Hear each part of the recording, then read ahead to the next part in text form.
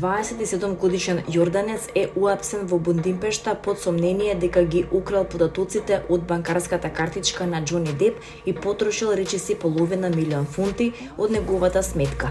Она што е особено чудно е што 62-годишниот актер наводно не забележал дека неговите пари исчезнуваат повеќе од 2 години, се додека банката не ги означила трансакциите како сомнителни, објавува Daily Mail. Унгарските истражители изјавија дека случајот е отворен претходно оваа година, откако Американската финансиска институција контактирала со унгарската филијала на FBI за нелегални подигнувања од сметката на еден од нејзините клиенти. Наскоро било утврдено дека лицето за кое станува збор е Џони Деп, кој според извештаите не бил свесен за стотици трансакции направени помеѓу јануари 2024 и декември 2025 година.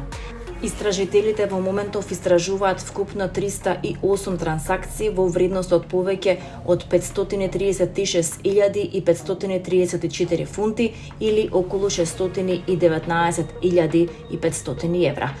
Полицијата го пронајде осомничениот со следење на IP адреси, имейл адреси и унгарски телефонски број, што се користел за онлайн купувања и резервации на сместување. Тој бил уапсен во стан што го изнаемил во Будимпешта, а објавена е и снимка од неговото приведување. Дженифер Лопес минува низ многу емотивен период додека се подготвува за голема животна промена за минувањето на незините 18-годишни близнаци Макс и Ема од семејниот дом.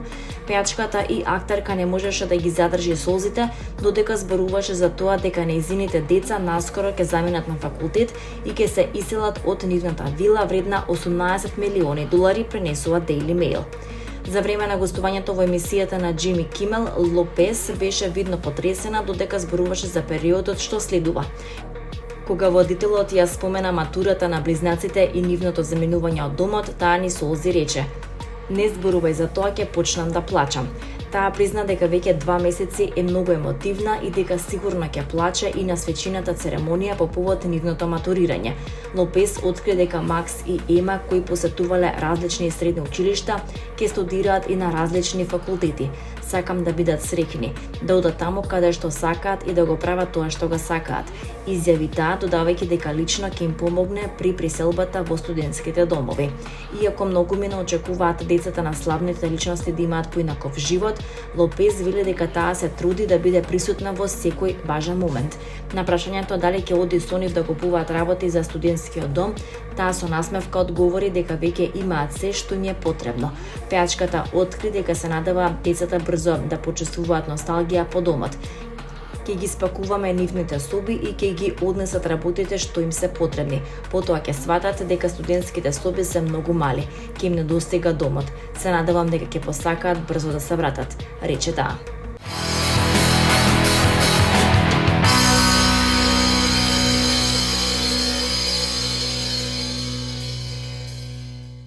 Во време кога македонската музичка сцена повторно добива свежина и се повеќе се создава домашна музика со современ израз, Марија Спасовска ја објави новата песна "Скопје го сакам ради тебе", една од композициите од нејзиниот актуелен албум "Седатив".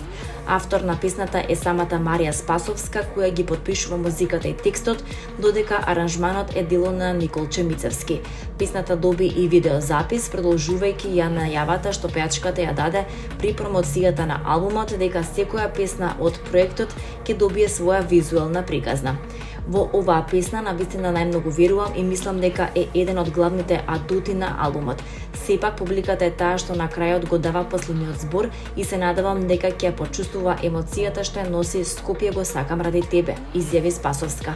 Албумот "Седатив", кој беше промовиран пред неколку недели, носи повеќе различни музички приказни и представува ново музичко поглавје за Марија Спасовска. Со "Скопје го сакам ради тебе" таа продолжува да го гради својот препознатлив музички стил и современ звук.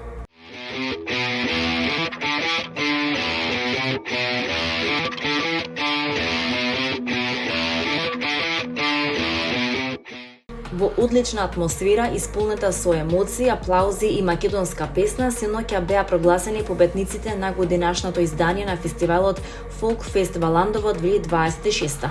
Публиката уживаше во новите композиции и настапите на познатите македонски изведувачи, кои и оваа година донесоа незаборавна музичка вечер.